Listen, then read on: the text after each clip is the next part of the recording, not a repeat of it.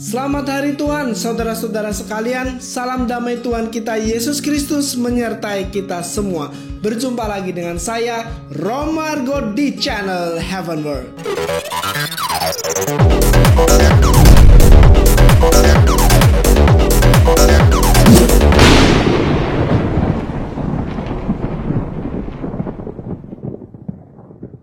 Saudara-saudaraku yang terkasih, di hari Minggu biasa yang ke-16 ini, Tuhan mengajar kita tentang kerajaan surga dalam perumpamaan-perumpamaan.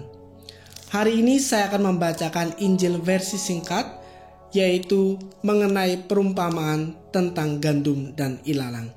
Mari kita simak selengkapnya. Tuhan bersamamu. Inilah Injil suci menurut Matius.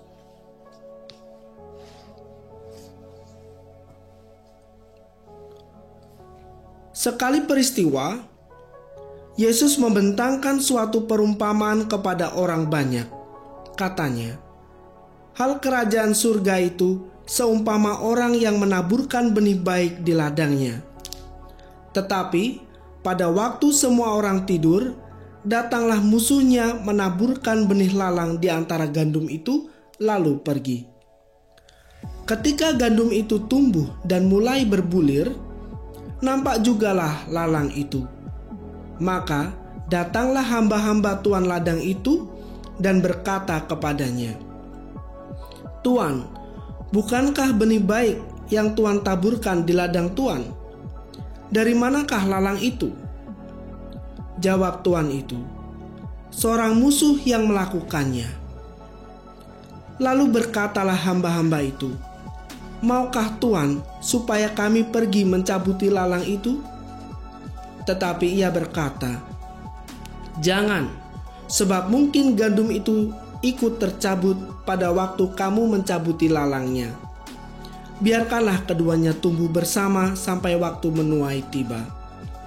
Pada waktu itu, aku akan berkata kepada para penuai, kumpulkanlah dahulu lalang itu, dan ikatlah berberkas-berkas untuk dibakar. Kemudian kumpulkanlah gandumnya ke dalam lumbungku." Demikianlah sabda Tuhan. Saudara-saudaraku yang terkasih, Injil tadi Tuhan sendiri telah memberi penjelasan. Kalau kita baca Injil selengkapnya, di sana Tuhan memberikan penjelasan tentang perumpamaan gandum dan ilalang tadi. Jadi orang yang menaburkan benih itu adalah anak manusia. Ladang ialah dunia. Benih yang baik adalah anak-anak kerajaan. Dan ilalang adalah anak-anak si jahat. Dan musuh yang menaburkan benih ilalang adalah iblis. Dan waktu menuai adalah akhir zaman. Nah, di sini kita sudah bisa sedikit mengerti maksud dari perumpamaan gandum dan ilalang ini. Saudara-saudaraku, gandum dan ilalang itu memang bentuknya mirip. Kalau masih kecil apalagi gitu kan, susah membedakannya.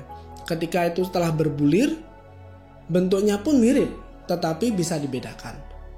Nah, kenapa kok tuan ladang itu melarang pekerja-pekerja untuk mencabut ilalang?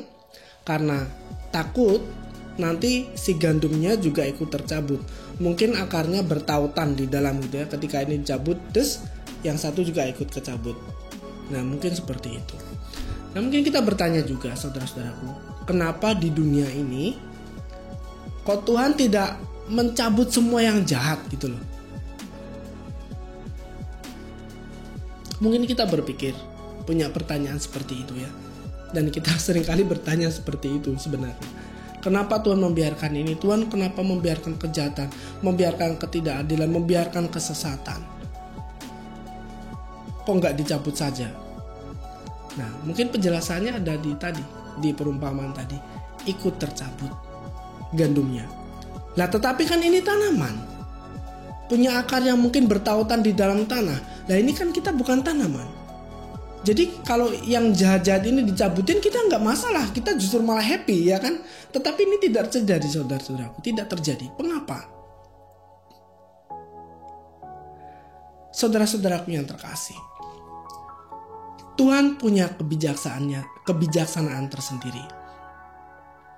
Apa yang mungkin kita pikirkan belum tentu sama dengan apa yang dipikirkan oleh Tuhan.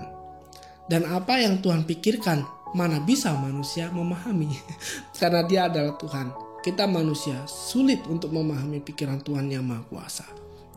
Tetapi setidaknya kita bisa memahami dengan mencari kebijaksanaan itu sendiri. Saudara-saudaraku yang terkasih, bukan berarti Tuhan itu menginginkan kejahatan itu ada di tengah-tengah kita. Tidak. Kan tadi jelas dalam perumpamaan, Tuhan itu hanya menaburkan bibit baik. Yang datang dari Tuhan itu tidak ada yang jahat. Tuhan menciptakan segalanya baik. Loh, kok ada kejahatan? Itu dari musuh, iblis. Mereka yang tidak menerima Tuhan, mereka yang menolak Tuhan, itulah jahat. Tetapi Tuhan membiarkan itu semua untuk kita menjadi bijaksana, saudara-saudaraku. Bahayanya dari ilalang yang disampaikan oleh Tuhan, kalau kita bisa membedakan kejahatan, ini baik, ini jahat, gampang dibedakan. Kalau kita tidak mengikuti yang baik tetapi memilih yang jahat, berarti kita kebangetan. Kita sudah tahu ini tidak baik, kita memilih yang tidak baik. Tetapi kasusnya beda jika yang jahat ini mirip banget dengan yang baik. Ini yang bahaya. Maka dimunculkanlah perumpamaan gadum dan ilalang. Beda, tetapi bentuknya memang hampir sama. Ini yang bahaya, saudara-saudaraku. Dan banyak anak-anak Tuhan terjebak di sini. Dan Tuhan membiarkan itu. Bukan Tuhan menginginkan itu, tidak. Tetapi Tuhan membiarkan itu supaya kita belajar. Kalau ini dicabut langsung, jebret, kita yang limbung. Seperti tadi gadum yang ikut tercabut. Loh, kok bisa? Itu kan tanaman, ada akarnya bertautan. Tapi kan kita manusia, gak masalah kan? Masanya begini.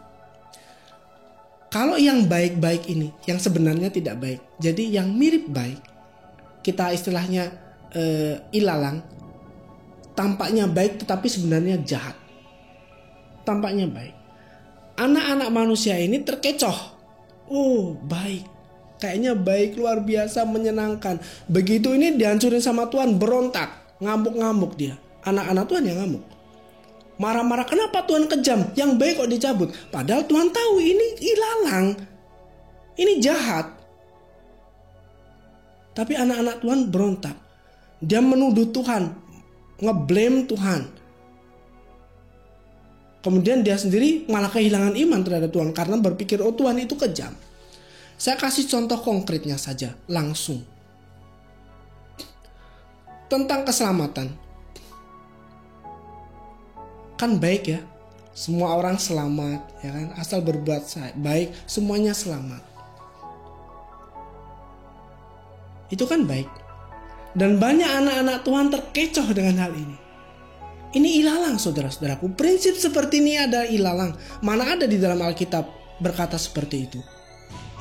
Keselamatan dalam Tuhan Yesus. Tapi seakan-akan ini baik. Oh, toleransi. Oh, karena bentuk kasih. Bla bla bla. Sehingga tampak seperti gandum. Dan anak-anak Tuhan terkecoh. Coba. Ada orang yang membantah ini. Contohnya saya pasti banyak dimusuhi sekarang ini. Banyak yang marah pada saya. Romo Argo ini ngawur, ya kan? Tapi saya bicara benar. Ini contoh, saudara-saudaraku, contoh yang gamblang. Kalau ini terjadi, dicabut, berontaklah anak-anak Tuhan. Yang berontak malah anak-anak Tuhan. Ikut tercabut dia, imannya goncang. Kenapa Tuhan kejam? Kenapa Tuhan tidak sesuai apa yang saya pikirkan? Akhirnya imannya hilang. Bisa mengerti, saudara-saudaraku? Nah, waktu diberikan oleh Tuhan supaya ini tumbuh bersama-sama. Sampai waktu menuai tiba, akhir zaman. Supaya waktu ini menyelesaikan semuanya. Maksudnya, supaya anak-anak Tuhan itu melek matanya. Melihat mana yang baik, mana yang tidak baik. Itu gampang. Mana yang benar, mana yang tidak benar, itu lebih sulit. Yang benar datang dari Allah, dan yang benar selalu baik. Tetapi baik belum tentu datang dari kebenaran. Nah, ini yang harus jeli membedakannya. Maka dengan dibiarkannya itu bukan berarti diinginkan oleh Tuhan, tetapi dibiarkan, kita anak-anak Allah belajar untuk menjadi bijaksana.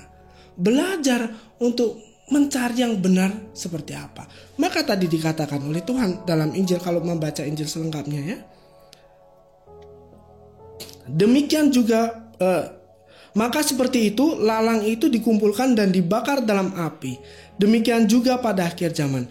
Anak manusia akan menyuruh malaikat-malaikatnya dan mereka akan mengumpulkan segala sesuatu yang menyesatkan dan semua orang yang melakukan kejahatan dari dalam kerajaannya. Semuanya akan dicampakkan ke dalam dapur api. Pertama-tama yang menyesatkan. Kenapa bisa menyesatkan? Karena mirip, saudara-saudara, mirip. Kalau itu tidak mirip, ya berarti kebangetan kitanya dong, ya kan?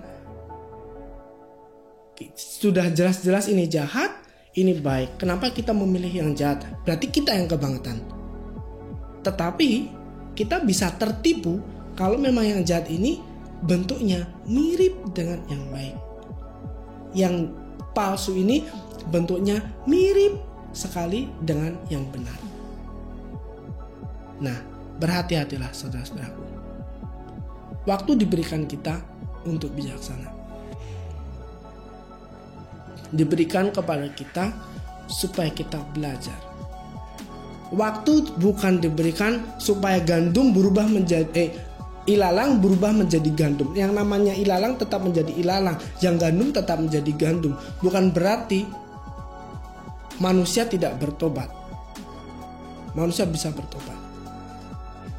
Tetapi maksud saya di sini dengan mengatakan itu adalah kita tidak usah ngurusin mereka, para ilalang, tidak usah. Tetapi berfokuslah pada kita, saudara-saudara kita, para gandum ini.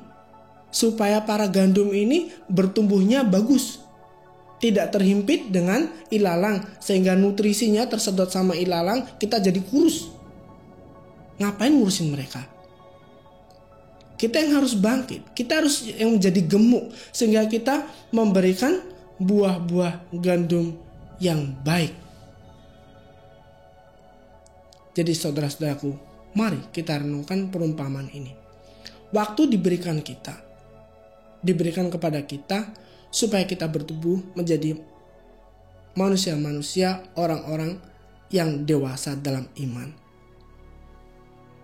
Stick to the truth. Tinggallah dalam kebenaran. Jangan mudah terjebak oleh si ilalang yang sesat-sesat. Tinggal dalam kebenaran, hidup dalam kebenaran, dan niscaya kita akan dikumpulkan bersama ke dalam lumbung Tuhan, surga tempat kita. Tuhan Yesus mengasihi dan memberkati kita semua.